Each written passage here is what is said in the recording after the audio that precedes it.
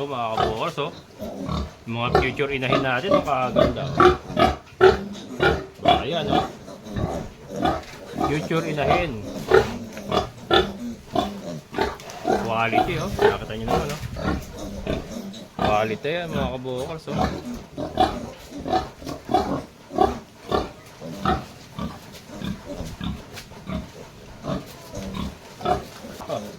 Sa pang-inahinin natin mga kabukals, oh. Ganda.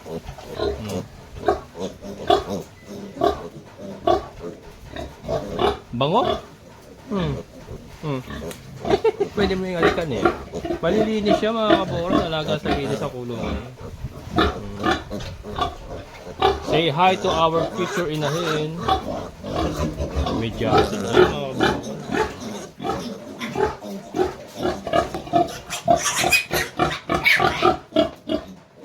Babae rin pala to, pure black, oh.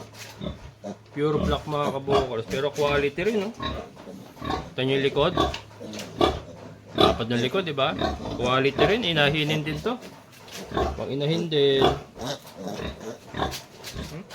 Linis, oh. Oh, linis mga kabukals, oh.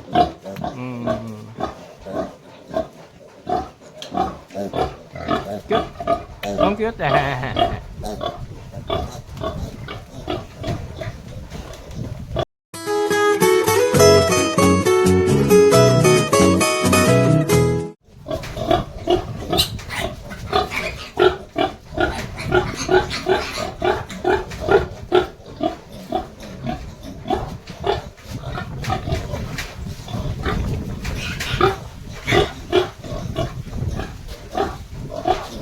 Ganda na, oh. 30 days.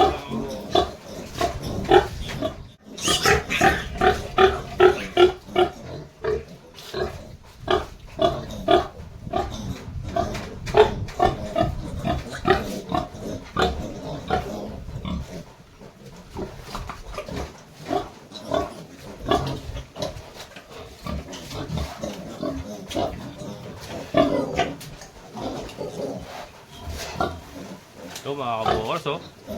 Yung mga future inahin natin, ang kaganda. Ayan, oh. Future inahin. Quality, oh. Nakita nyo naman, oh. Quality yan mga kabukals, oh.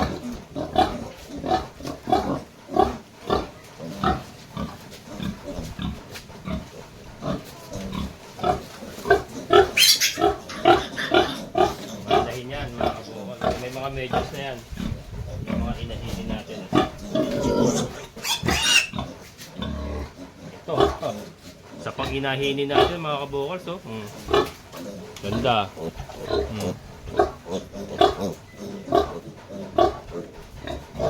Bango? Pwede mo yung alikan eh. Malilinis siya mga kabukals, alaga sa linis sa kulungan. Say hi to our future inahin. Medyasin na mga kabukals.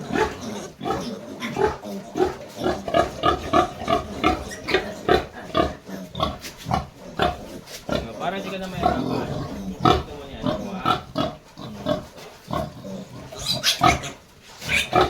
Ito pa sa mga kabukals, inahinin, no? Babae rin, no? Dami. Dami mga ganda.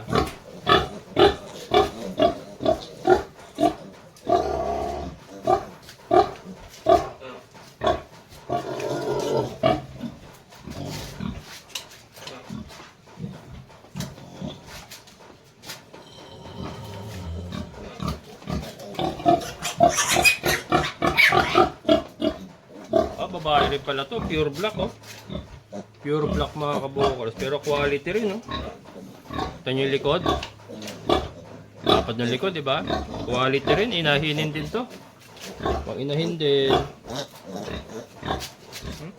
Linis, oh. Oh, linis mga kabukals, oh.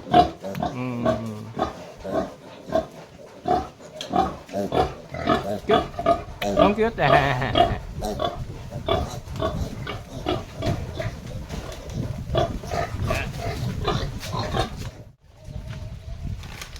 Ayan mga kabukals, so ito subukan nating pakainin sila ng wet feeding. Ito pa rin yung ating bake booster na ginagamit. Pero this time wet feeding. Isang takal na ganito. Try natin. Pag ito kumain sila ng wet feeding, pwede na nating ituloy na walay. Tinignan ko yung records mga kabokals, 24 days pa lang po pala sila ngayon. 24 days. As of May 6. Yan, May 6 po ngayon. Yan lang kasi inaaway na sila ng nanay nila eh. Saka inoobserbahan ko mga kabokals. Hindi na rin sila masyado nakakadede. Hindi na rin sila maayos nakakadede kasi halos ayaw na magpadede ni Kimberly gawa nung nasasaktan na nga siya. So pag ito tinanggap nila yung wet feeding, pwede na, hindi ko na sila ibabalik.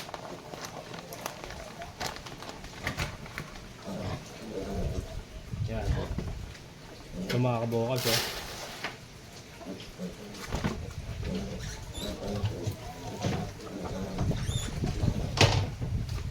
Tapos babasahin lang natin yung dalawang ganito, dalawang takat. Ayan. Hintayin lang natin malusaw. Lusawin natin mga kabukal. Tapos bibigay natin. Pag ito tinanggap nila, wala nang balikan. Tingin ko tatanggapin eh kasi nga nakikisali na sa nanay nila yan eh. Yung pagkain ng nanay nila may sabaw eh. So tingin ko tatanggapin na nila.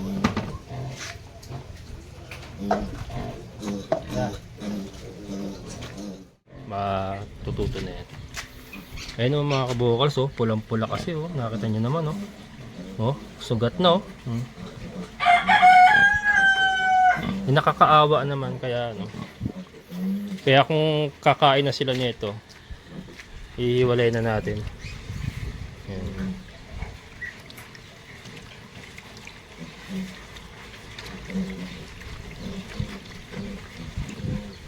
Natin kung tatanggapin na nila.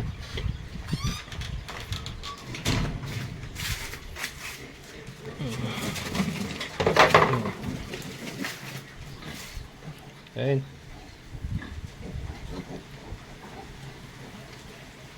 Ayan. That's how you do it, girls and boys. That's how you do it. Yan ang maganda. Yan ang gusto kong makita sa inyo, mga piglets. Ayan ang mga kabukals, oh. Yan sinasabi ko. Yan ang sinasabi ko. Sanay na kasi sila sumalo sa nanay nila. Tapos, itong bake booster nga, lasang amoy gatas. Hindi ko alam ang lasa niya, hindi ko natikman. Ayan, oh. Wet feeding gagawin natin sa kanila. So kahit 24 days pa lang sila, iwawalay na natin, hindi na natin babalik. Kasi yan eh, kumakain na eh, oh. Wet feeding naman na yan eh. And then yung kinakain nila eh, bake booster na, may gatas din naman yan. Kawawa kasi si Kimberly, para makarecover kagad, saka para makastahan na kagad siya ni Kanor. So ganun technique ang ginagawa natin ngayon. Kailan ko ba ginawa? Ginawa ko rin kay Basha yun eh. Saka sa kanya rin yata nung nakaraan, wala pang 45 days nung winalay ko yung mga anak niya. Ganyan na ginagawa ko. Pagka nakita ko nang kumain ng wet feeding, pwede nang awatin to. Awat na.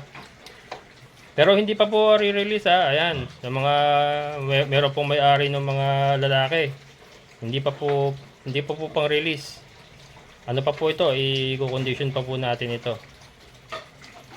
Ayan. So at least kumakain na sila. Kung mawalan sila ng access sa dede, wala silang choice kundi nang kainin nila ng kainin hanggang sa masanay na sila masanay. At least tinatanggap na nila. Masama kasi nun yung hindi man lang inaamoy, hindi man lang tinitikman, yun ang masama ron. Pero ito, tinatanggap na nila. So sa ngayon kasi ang iniisip nila may access pa sila sa dede ng nanay nila. Pero bukas yan, kung totally wala na silang access sa dede, syempre magugutom yan. Wala silang choice kundi yan talagang ubusin nila. Pero ayan oh, kumakain naman na sila eh. Pero ito mga kabukas, disclaimer lang po, asa sa mga bago sa nagbababoy, huwag pong bibiglain. Yan, matutuwa tayo, ay kumakain na yung big. Totoduhan mo ngayon, unlimited. Hindi, magtatai po yan. magtatay yan. So ito, unti-unti lang titiisin mo sila. Kahit mag-iyakan yan, nangihingi pa. Huwag nyo pong bibigyan, mabibigla yan. Magtatay yan, magkakaroon kayo ng problema lalo. Pag nagtay yan, hindi nyo na-control ang pagtatay, mangangayayat. In worst case scenario, mamamatay. So, unti-unti lang. Unti-unti yan. Matagal yan. Mga 1 to 2 weeks yan na paunti-unti hanggang sa talagang tumibay na yung sikmura nila. Na pwede silang kumain ng marami. Yun. Dun kayo babanat ng marami na magpakain. Pero ang ano nito mga kabokals, paunti-unti, pero mayat maya. Gagayahin nyo yung sequence ng pagdede nila. Ang alam ko sa pagdedede, parang every 2 hours yan, dumidede yan eh. So ito sa feeds, pwede natin gawing 4 times a day, ganyan. Kasi yan naman eh, iba naman sa gatas siya, medyo matagal matunaw sa tiyan nila yan. Pwedeng 4 times a day, umaga, tapos merienda sa tanghali, tapos medyo alanganin mga alauna, alas 2, and then pwede sa gabi, alas 7, alas 6, alas 7, ganyan. Yan ang gagawin natin dyan. Paisa-isang takal, yung takalan natin kanina, ganyan lang. Ayan o. Inuubos naman nila. So yan. Wala nang balikan yan mga kabukals. Hindi na natin babalik yan. 24 days oh. Biruin nyo. Marami pong klaseng ganito mga kabukals ha. Meron pong mga premium. Ito, 100 pesos pala ito isa. Hindi pa premium yan. Meron itong premium talaga. Nakalagay, milky. Oh, meron. Kaya lang 130. 130 yung isang ganyan. So, medyo mahal. Pero premium daw yun. Mga kabukals, time check. 8:43. Yan, lumagpas tayo. At nabisi. Nagbabad ako ng panibago. Ito, dinagdagan na natin ng tubig. Kanina parang 2 takal lang yata yun. Ito po ngayon 5. 5 takal po ng tubig. Same po. Pares lang pong takalan. Kasi napansin ko, mas gusto nila yung Teka. Napansin ko kasi mas gusto nila yung masabaw ba. Yan. Gawin natin. Yan. Mas gusto nila yung may sabaw talaga. Sabaw ang hinihigop nila eh. Kaya dinagdagan natin ng sabaw mga kabukal. So ganyan lagi gagawin natin. So parang dumidede na rin sila niya mga kabukal. Eh, hindi lang naman basta fish yan, big booster yan.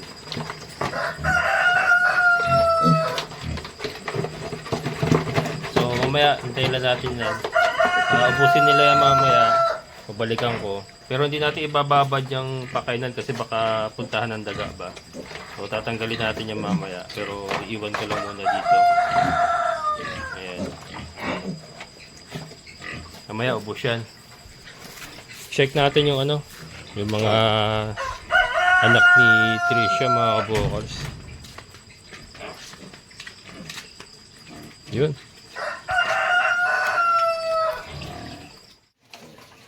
Hello mga kabukals. Yan, so kahapon nga po, winalay natin yung ating mga biik. Hindi na natin binalik, diba?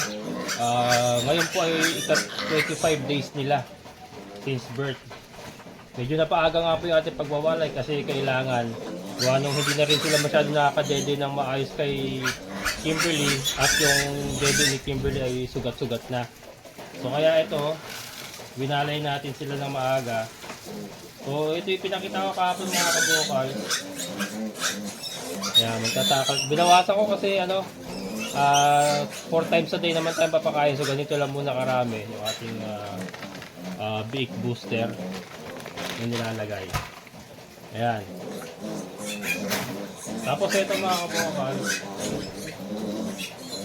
since wala na silang access sa gatas ng nanay nila, kailangan nila siyempre ng suplemento para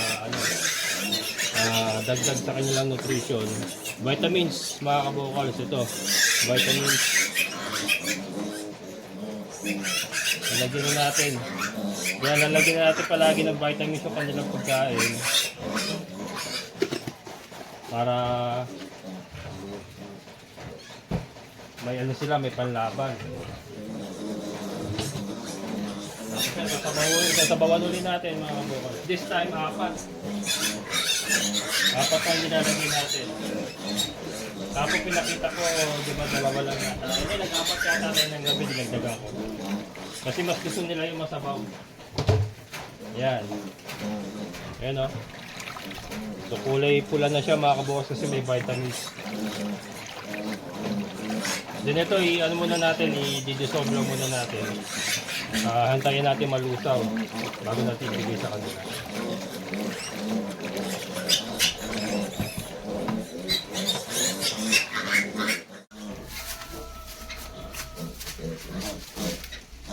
Ito na mga kabokals, oh. Ayan na. So, di ba pula kasi may vitamin siya nilagay.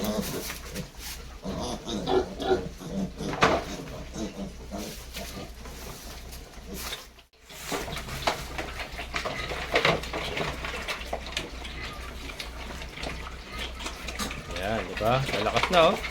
Wala na silang access sa gatas eh, kaya lalakas na nila kumain ng ganyan. So yun, paunti-unti nga mga kabokals, tulad na sinabi ko, huwag natin bibiglain para hindi magtae. So ngayon po, alas 12 ng tanghali, kanina umaga alas 7:30, kumain sila, tapos ngayon alas 12, tapos mamaya uli alas 4 or alas 5, tapos alas 8 ng gabi, 8 to 9, yun po ang sequence na gagawin natin sa kanila. Para na rin silang dumidede nun. Ayan. Yan, di ba?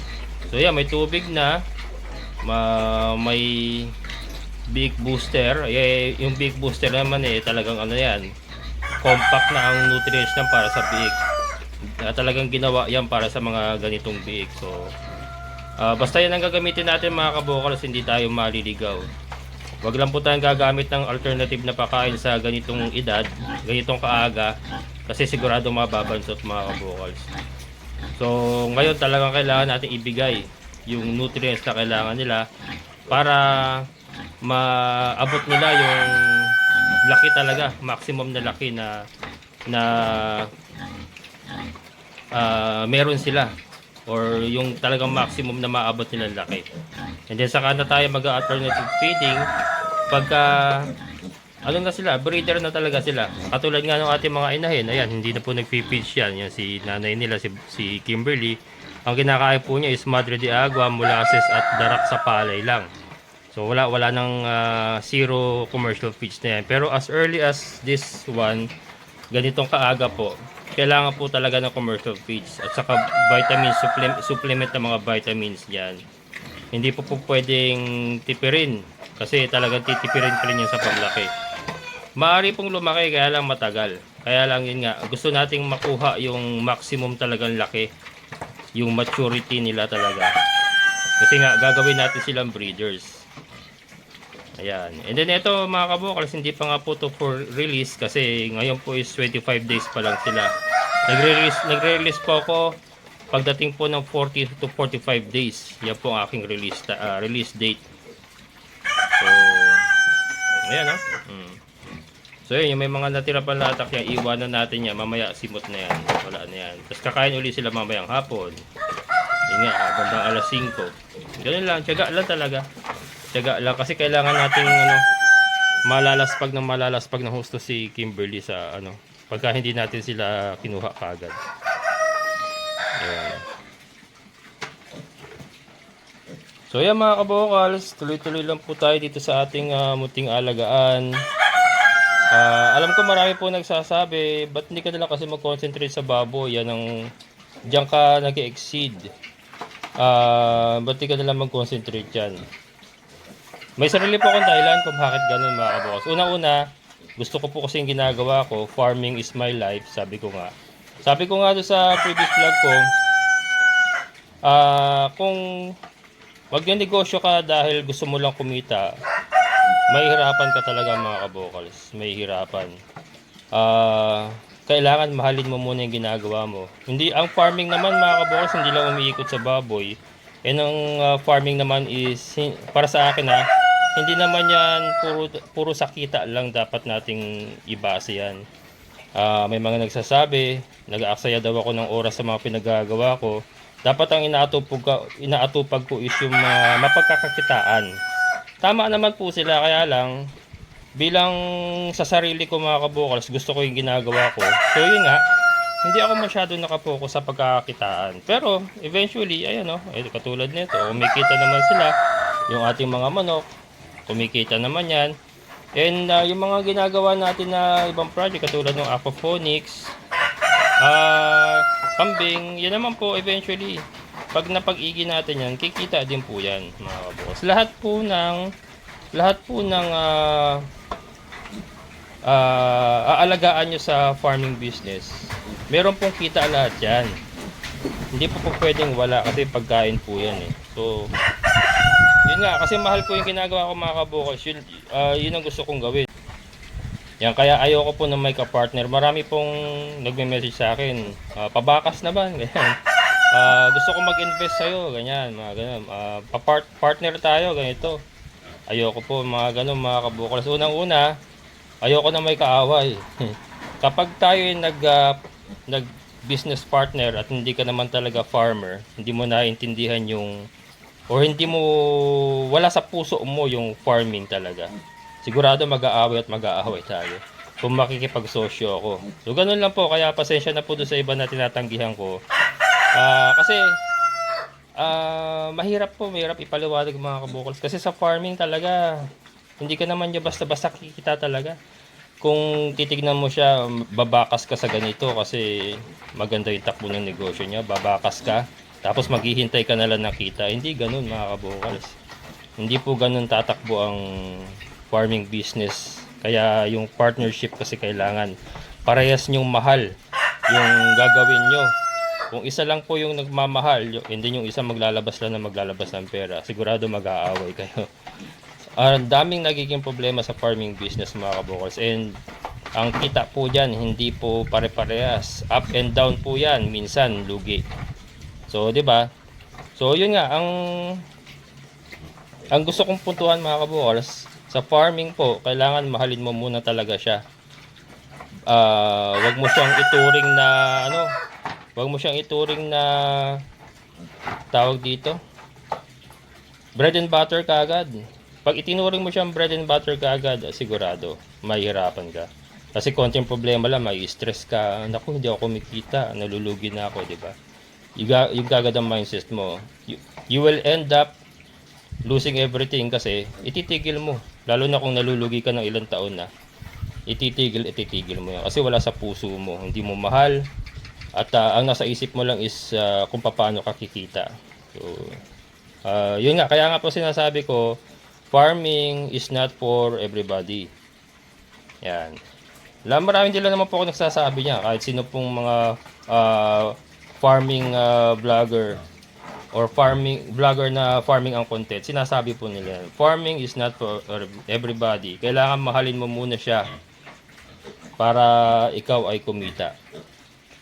Or yun nga, wag mo munang isipin yung kita pag nag-umpisa ka ng farming. Kailangan mahalin mo muna siya. So yun, tuloy-tuloy lang po tayo mga kabukals. Yan, baboy, manok, yung ating aquaponics, ating kambing. Ayan, ating mga hito. Andyan yan. Ayun dami kadami naglabasan dami na nila mga kabukas. Nakita nyo ba ating mga hito? Ayan mga kabukals, maraming salamat. Shoutout po uli kay Sir Boyet and kay Ma'am Gina OM. And sa lahat po ng solid kabukals, maraming salamat. Amazing na buhay. Bye bye.